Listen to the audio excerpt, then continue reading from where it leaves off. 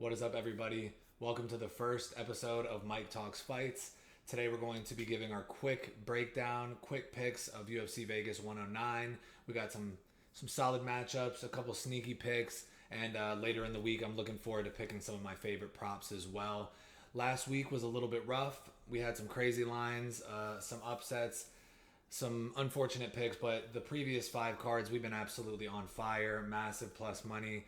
The picks have been hitting at a very high percentage, so we're looking to get back to that. Looking to get back on that heater. Like and subscribe if you're here, and let's get right into it. So we got a bout between Gabriela Fernandez, Yulia Stoliarenko. This one, to me, is pretty cut and dry. Outside of a Hail Mary armbar submission for Julia Stoliarenko, I don't think she really has a chance here.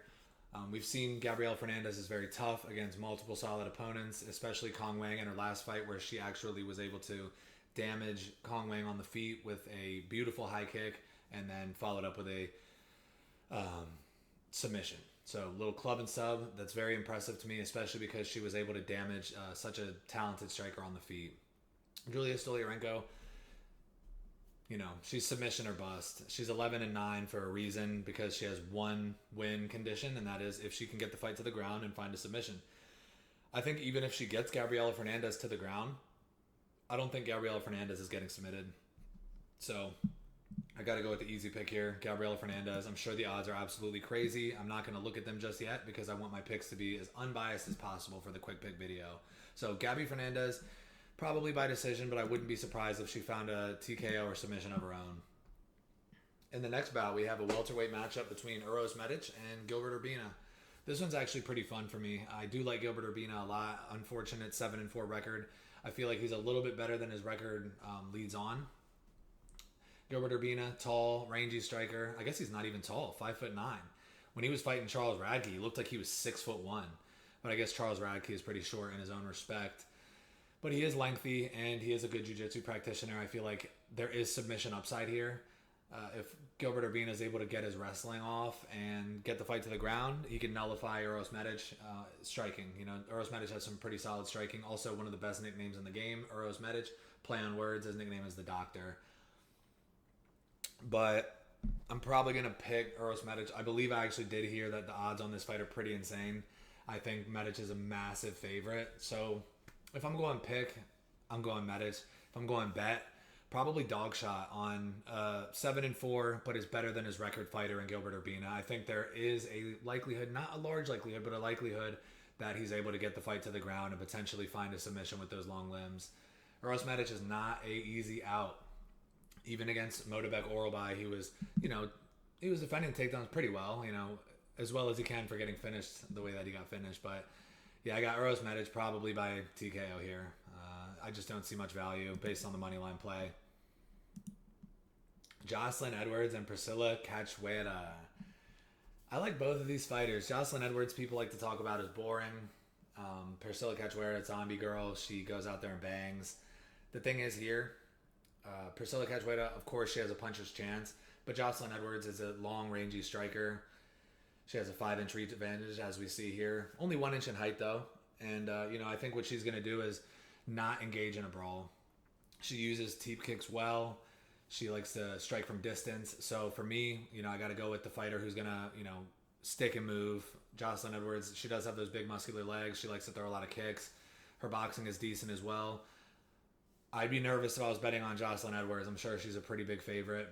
But I also think the biggest reason I'm picking Jocelyn Edwards is because I think she's going to use her wrestling. I think she averages 2 takedowns per fight, 2 takedowns per 15, and Priscilla Cachoeira is susceptible to getting wrestle fucked. So if the striking isn't working and she doesn't get slept, I can see her just, working in takedowns, garnering control, ground and pound, and fighting her way to a decision, probably 30-27 or 29-28. She could find a cheeky sub, though. We'll talk about that in the best bets and favorite props of the week. I doubt that's going to be a favorite prop, but Jocelyn Edwards by submission could be crazy money, and I do see a likelihood of that happening. Not a high one, but a likelihood. So we're going with Jocelyn Edwards to beat Priscilla Cachoeira. Next, we got a bantamweight bout between Toshiomi Kazama and Elijah Smith. I like Elijah Smith here. Toshiomi Kazama is not, I don't want to say he's not UFC level, but I feel like he's not UFC level. Elijah Smith is an absolute freak athlete. I don't want to say freak athlete, but the kid's very athletic. He's young. He moves well. He has solid striking. He has solid wrestling as well. And also, as we saw against Omar Morales in his last fight, he has pretty good submission defense. So I'm not really too worried about Kazama submitting him if Omar Morales wasn't able to. I'm not very high on Kazama. I see Elijah Smith as a massive favorite here, and I can see him getting a spectacular knockout, probably in the first round. I think they're setting him up here for a highlight. They want to, Elijah Smith's dad fought in the UFC, so they can use that narrative to push a young star. And he is, he's young. How old is this kid? He's probably 23 years old, I think. But yeah, round 1 knockout, Elijah Smith. This one's pretty cut and dry. Outside of some Hail Mary submission Kazama could throw up, I don't see him having any success on the feet, and I don't see him getting Elijah Smith to the ground. If Elijah Smith wants this fight on the ground, he will take it there. If he wants it on the feet, he will keep it there. Elijah Smith, round 1 knockout. And next, to finish off the prelims, we have we got Julius Walker and Rafael Sequeira in a light heavyweight bout. This fight, Rafael Sequeira, 11-2. He doesn't have the best wins on his record. He's 0-2 in the UFC, I believe. He got knocked out by Modestas Bukauskas. He got knocked out by, off the top of my head, I can't even remember. But he hasn't looked great in his UFC career so far. He does have power. He has a lot of wins by knockout. Julius Walker displayed against Alonzo Menafield that he had a chin. Obviously, he took the fight on short notice. His cardio looked questionable, but I'm not gonna question his cardio. That was on short notice, fighting a ranked opponent, somebody who's true vet of the game in Alonzo Menafield. I'm probably gonna go with Julius Walker. I think he'll be able to implement wrestling. I think I don't think he's out of his depth at all in the striking. Of course, there's going to be danger if Julius Walker stays on the feet with this guy, but outside of a puncher's chance, I don't think Sequeira is some amazing tactical, skillful, technical striker. So I'm gonna heavily lean Julius Walker here, most likely by ground and pound finish. I think he has some good ground and pound. There's always a likelihood for a sub, but I see Julius Walker getting his first win in the UFC here. I'm sure he's also a massive favorite. If I remember correctly, somebody was telling me a lot of big favorites on this card. So from a betting standpoint, this video is a pick standpoint video. So I'm making my picks, who I think is going to win. Typically my bets coincide with my picks, but there are also fights that you do not need to bet on. And if Julius Walker is some insanely large favorite, he probably doesn't need to be bet on. But I'm picking Julius Walker, and I'm picking Julius Walker to get it done inside the distance. And that'll be walking papers for Sequeira. So we move to the main card. We got Christian Leroy Duncan and Eric Anders. And Eric Anders is tough, but this one right here, I think we might find some value later in the week on a Chris Leroy Duncan knockout. So Eric Anders has never been finished. He's been finished by knockout, I guess, retirement once, and that was some years ago. But we have seen Eric Anders getting dropped as of late. Christian Leroy Duncan is susceptible to getting wrestled, but he has a pretty solid frame, long reach, and I think he'll be able to strike at range, crash when he wants to, and then have the footwork to maneuver around and stay on the outside, stay away from the clinch that Eric Anders may try to impose against the cage, dirty boxing exchanges. I think Christian Leroy Duncan can have his own success there with elbows. He likes to throw a lot of spinning stuff, so that is cause for concern if Christian Leroy Duncan does some crazy spinning shit and mid-spin Eric Anders, goes up and is able to get a body lock and a takedown. We'll see what happens, but I'm leaning Christian Leroy Duncan here. I have faith in the young prospect. I like Eric Anders a lot. He's really tough, but I have a feeling his chin has been getting cracked a little bit more recently, and I think Christian Leroy Duncan could have the shot to knock him out for the first time. It would be a massive win, if a massive statement if he can go out there and put him out. So Christian Leroy Duncan, maybe by knockout, but decision seems pretty likely as well. Next, we got Gene Matsumoto and Miles Johns in a bantamweight bout. Miles Johns is very good. I'll start with that. He's very good. He's well-rounded. He's not necessarily exciting, but he's very well-rounded. He has good wrestling, and he has pretty solid striking. I know my friend Nick, he won't agree. All he does is wing looping shots, which I kind of agree with as well, but he manages to stay safe most of the time. I think Gene Matsumoto is a solid young prospect, though, and I'm probably going to take him to win on the scorecards. His striking is pretty solid, honestly. He was doing well against Rob Font. He wasn't really trying to push the issue in terms of striking against Font, but his wrestling is tenacious. We see that he has cardio. Miles Johns to me, is not the upper echelon. I think he's a very good fighter, but I think John Matsumoto has an opportunity to enter into that upper echelon. He's young. He is he's an athletic guy, man. He has a well-rounded skill set, and I just think that he's going to be able to beat Miles Johns everywhere. I think he's going to be better in the wrestling department. I think he has a little bit more technical, a little bit more dynamic striking, and I think he should be able to win this fight 29-28 or 30-27. Probably 29-28, 29-28, and 30-27. Your winner, Gene Matsumoto. Then we'll move on. Andre Fili and Christian Rodriguez. Me and the boys over at CST were pretty conflicted on this pick. I'm going with C-Rod. You know, I like Andre Fili a lot, but he's very inconsistent. He wins, lose, wins, lose, wins, lose. So if he lost his last fight, he's actually live here. Shout out Phil. Shout out Phil at Combat Sports Today, the GOAT. He was the one who clued me in on that. Andre Fili goes up, down, up, down. And he actually did lose his last bout to Melky Costa. I believe both of these guys are coming off losses to Costa. Christian Rodriguez probably took a little bit more damage, and Andre Fili got submitted pretty early in the fight. You know, as we see, reach and height advantage for Philly. I just think Christian Rodriguez is looking to get back in the win column here. I think he's a pretty solid prospect. He is a small bit undersized at featherweight, but he can't seem to make bantamweight. This is a interesting fight. I think Christian Rodriguez has the cardio. I think he has the durability to withstand the speed of Andre Fili. Andre Fili is very good, but I think this is a spot for Christian Rodriguez to potentially get a finish, maybe in the third round. So if I'm going Christian Rodriguez, I'd probably take a stab at third round finish or decision on the scorecards. But I'm going with Christian Rodriguez here just based on that he's younger, he's durable, more so than Andre Fili is.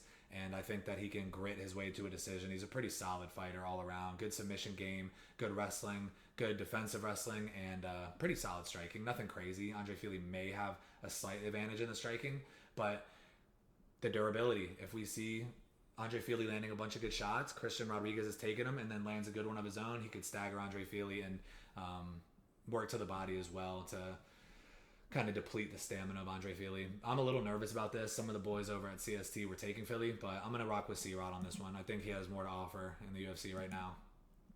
Angela Hill and Yasmin Lucinda. This is my shakiest pick of the card. We got a strawweight bout. All reliable Angela Hill. She is known to lose a split decision, I got to tell you. She recently just had that very close fight against Ketlin Souza, but I'm going to rock with the youth here. I'm going to go with Yasmin Lucindo. I should have picked Angela Hill in her last fight. I did not. I'm not going to, bait myself into doing it again because this just seems like one she's going to lose. Yasmin Lucindo is well-rounded. She has good striking. Obviously, there's no height discrepancy here. She has a little bit of an advantage in reach. I don't think she's out of her depth at all in striking. Angie Hill is going to look to throw volume and garner points. She's gonna look to point fight. Of course, if she finds if she finds a potential finish, she will go for it. But Angie Hill is not necessarily finishing a lot of fighters as of late, especially on the feet. She is very good though. Angela Hill is very, very good, and I'm a massive fan. I just think Yasmin Lucindo, she has youth on her side. She's very athletic. She can wrestle. That's the reason I'm picking Yasmin Lucindo. If the striking isn't going well, I think she can get Angela Hill to the ground, and I think she'll be able to keep her there. Not necessarily landing all too much ground and pound or threatening that many submission attempts, but I think she'll be able to control and win this fight on the cards. Probably 29-28 split decision. That seems to be a trend in Angela Hill's career, is losing and then winning a couple split decisions. So we're going to go with youth, Yasmin Lucindo, probably via wrestling and control. Next we got Steve Urzeg and Alex Perez. The fuck? All right, I did not see this. As of yesterday, Alex Perez was not fighting. It was Ode Osborne. Hold up. Why is this on the UFC website right now? Yeah, it's Ode Osborne. So we got the graphic as Alex Perez. I'm not sure why that's happening, but I'm just going to go. Yeah, you can't even enlarge this one. So UFC app is lacking. We got Steve Urzeg against Ode Osborne. Ode Osborne is coming in on very short notice. I think Steve Urzeg is going to be clean here. He has good boxing. Sometimes he doesn't do enough, like we saw in the Brandon Moreno fight. He was having success, but he just was not doing enough. Against Ode Osborne, who is chinny, I think he's going to be able to get his boxing off. He's going to, although Ode Osborne has good, explosive, dynamic striking, I think Steve Urzeg will be able to stay at range and stay safe with his crisp boxing. If he needs to, he can grapple. He has good offensive wrestling. He has real submission jiu-jitsu. I think he's more well-rounded, and I think he's a little bit more durable. He did get cracked by Kai Kara France, but can you blame him? Not really. Brandon Moreno didn't really hurt him all that much. He just, outfought him. And Brandon Moreno's a really good fighter. I thought Steve Erceg made a good showing of himself. A lot of people were acting like Steve Erceg threw the fight away. I just think he got overwhelmed, and I felt like he handled it pretty well, to be honest. So I'm going Steve Erceg over Ode Osborne, maybe via knockout. And if he's struggling on the feet, I could see him getting the fight to the ground and winning by submission. So Steve Erceg inside the distance is actually a cheeky play. I like Steve Erceg outright as well. I'm not sure about any bets yet. These are just my picks, like I said. And Steve Erceg, co-main event. He's going to get back in the win column here. And now we have our main event. This is the most split the CST boys are on the entire card. We have two of us on the crew picks are going with Roman Dolidze. Three of us are going with Anthony Hernandez. I personally am going with Roman Dolidze. Off early picks, I just have to go with Roman Dolidze. I feel like he is the stronger fighter. Anthony Hernandez uses his tenacious wrestling. He is absolutely relentless. He'll get you. He'll use striking to close the distance, hurt you, try to go to the body, go to the head with straight shots, and once he gets close to you, he's going to get you down. He's going to hold you there. He's going to beat you wherever he can, whether it's elbows to the legs, elbows to the body, knees on top of your stomach. He's relentless, and he's violent. He's malicious. I actually like Anthony Hernandez a lot, but he's very soft in the body. We've seen him finish to the body before. Roman Dolidze is tough as fuck. He hits really hard, and he's a jiu-jitsu specialist in his own respect. Will Anthony Hernandez just take this guy down over and over, brutalizing him, war of attrition style, finding a later finish?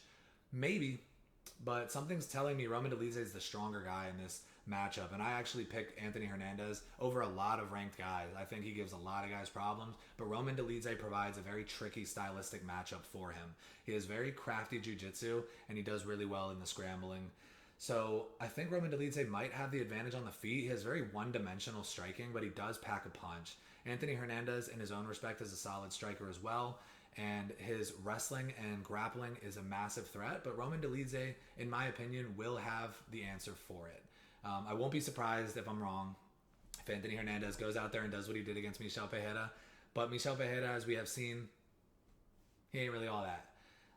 Roman Dolidze, I think, is tough, and I typically do pick against Roman Dolidze, but like I said, this is an interesting stylistic matchup between two grapplers, and I'm going to lean the Georgian, man. He's 37, but he started fighting late, and he's really coming into his own as of late, so I'm going to go with Dolidze, and that pretty much wraps it up here. I tried to make this video as quick as possible. Of course, I'm a yapper. If you had found yourself here, like and subscribe. This is the first episode of Mike Talk Fights. I'm going to be streaming some video games later tonight, but I'm happy to go over these cards every single week. Later this week on Thursday, I'm going to do my favorite bets, favorite props, and kind of tell you what I'm thinking from a betting perspective as well. So I appreciate anybody who listened. Like, subscribe, throw a comment on your favorite underdog of the week. Let me know your favorite pick of the week, and if you have any little cheeky parlays you're looking to throw in. I appreciate it, y'all. Episode 2 coming soon.